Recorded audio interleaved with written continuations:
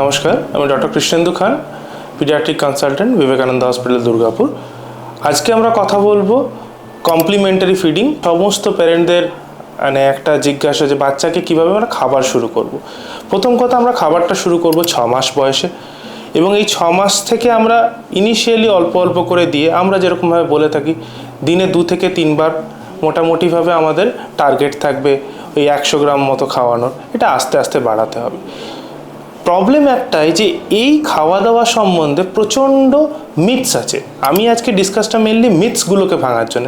যেরকম সবচেয়ে বড় মিথ যে নুন আর চিনি নাকি দেওয়া যাবে না। দেখুন, যেটা অ্যাকচুয়াল সায়েন্টিফিক কথা হচ্ছে যে don't give excess of salt and sugar. কোথাও এটা বলা নেই যে নো সল্ট অ্যান্ড সুগার।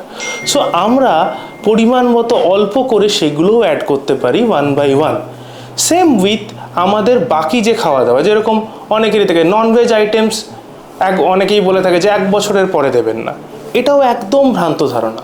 আমরা সবই দিতে পারি। অ্যানিম্যাল প্রোটিন আমাদের শরীরের জন্যে উপকারী। তো আমরা সেক্ষেত্রে যারা নন ভেজিটেরিয়ান তারা আমরা একের পর এক মাছ, মাংস, ডিম, প্রোটিন জাতীয় খাবার সব কিছুই।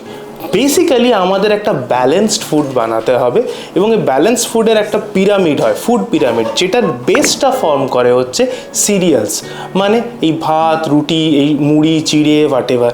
তার উপরে থাকে পালসেস, সেখানে তার উপরে ভেজিটেবলস, তার উপরে থাকবে হচ্ছে আমার আমিষ বা প্রোটিন জাতীয় খাবার, মাছ, মাংস, তার উপরে থাকবে অয়েল, বাটার, ঘি।